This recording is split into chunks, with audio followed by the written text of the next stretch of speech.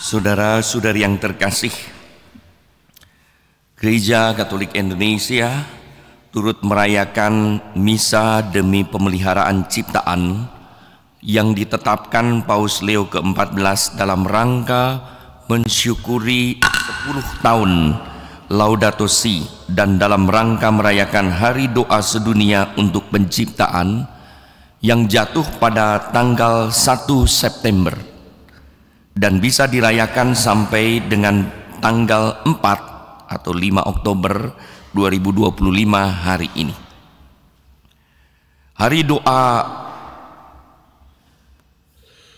Sedunia untuk Penciptaan ini pertama kali diproklamasikan pada tahun 1989 oleh Patriark Ekumenis Demetrios dari Gereja Ortodok Timur, dan kemudian diterima oleh Dewan Gereja-Gereja Dunia 2008 Protestan dan oleh Gereja Katolik Roma 2015 oleh Paus Fransiskus.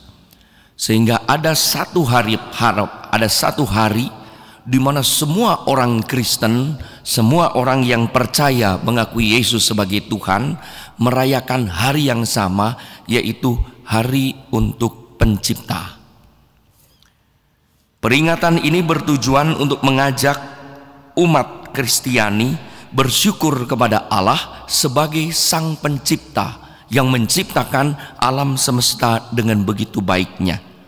Dan ini juga mengajak semua umat Kristiani di seluruh dunia untuk merenungkan dan merayakan karya Pencipta itu, serta memohon perlindungan dan keselamatan bagi karya penciptaan, dan bagaimana kita sebagai ciptaan turut terlibat di dalam memelihara dan mengembangkan karya ciptaan Allah yang begitu agung. Maka pada hari itu kita memuji dan memuliakan Tuhan sebagai Sang Khalik, Sang Pencipta.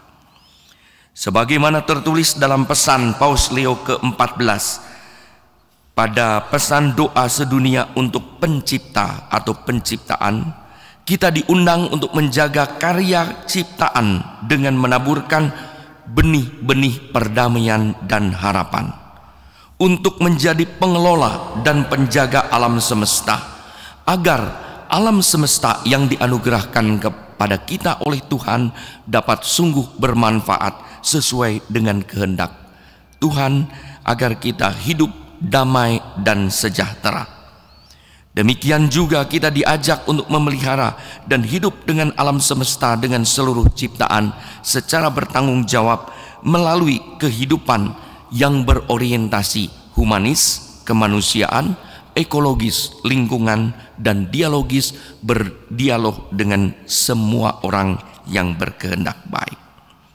Ada contoh yang bagus, orientasi humanis, ekologis, dan dialogis dapat dibaca dalam Deklarasi Istiqlal yang ditandatangani oleh Paus Fransiskus dan Imam Besar Profesor Nazaruddin Umar, Imam Besar Istiqlal, pada tanggal 5 September tahun lalu.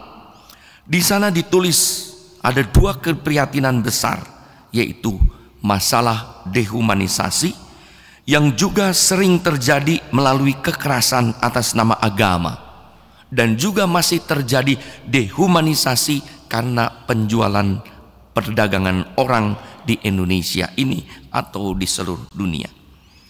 Dan yang kedua adalah masalah kerusakan lingkungan alam.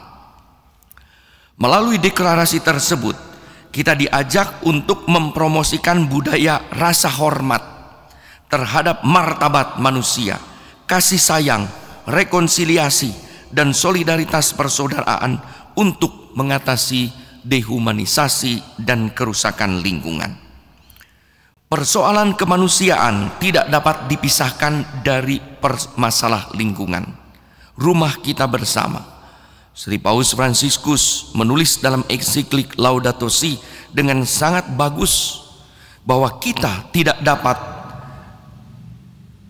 tak dapat tidak harus mengakui bahwa pendekatan ekologis yang sejati, jadi ketika kita mau mengatasi kerusakan lingkungan, harus selalu menjadi pendekatan sosial yang harus mengintegrasikan soal keadilan dalam diskusi lingkungan hidup untuk mendengarkan jeritan bumi maupun jeritan kaum miskin dalam Laudato Si 49. Perjuangannya harus dilaksanakan secara dialogis dengan semua orang yang berkehendak baik.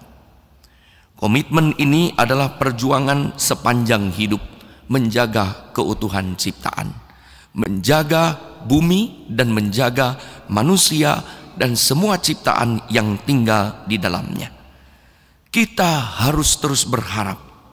Maka berkaitan dengan tahun Yubelium 2025 ini, kita juga diingatkan untuk terus menjadi peziarah pengharapan, karena pengharapan tidak mengecewakan dengan cara melakukan apa yang wajib kita lakukan.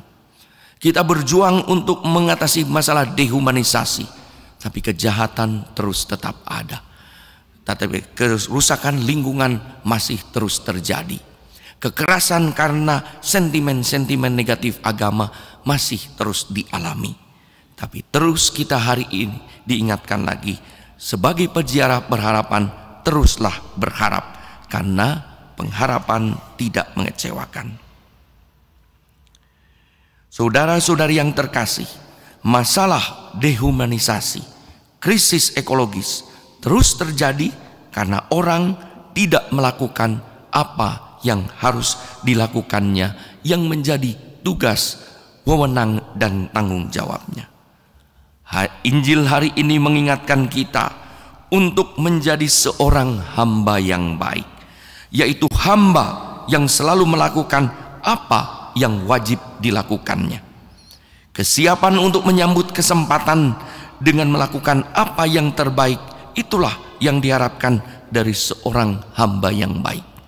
Ada intensi dan atensi untuk melakukan apa yang tuannya percayakan kepadanya. Saat berhasil melakukan hal-hal yang baik, bahkan melakukan dengan baik, dengan besar hati, Yesus juga meminta kita, para muridnya, untuk dengan rendah hati tetap berkata, kami hanya melakukan apa yang harus kami lakukan. Seandainya kita melakukan apa yang harus kita lakukan, pasti ada damai sejahtera di antara kita, di keluarga, gereja, lingkungan, masyarakat, bangsa, dan negara.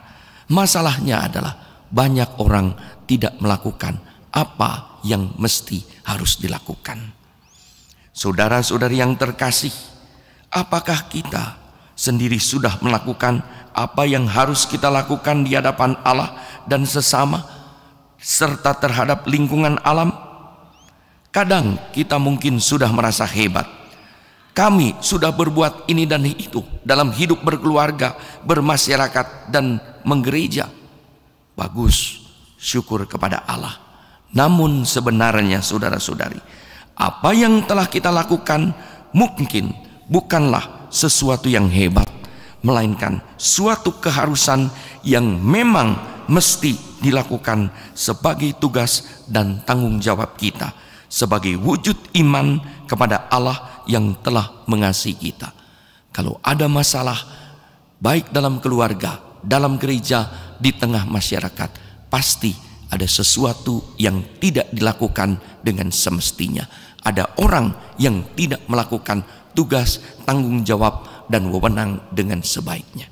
Mari kita tampil sebagai hamba yang baik, yang melakukan apa yang harus dilakukan, dan dengan tetap rendah hati, sekalipun sudah banyak melakukan banyak hal yang baik, tetap berkata, kami hanya melakukan apa yang wajib kami lakukan.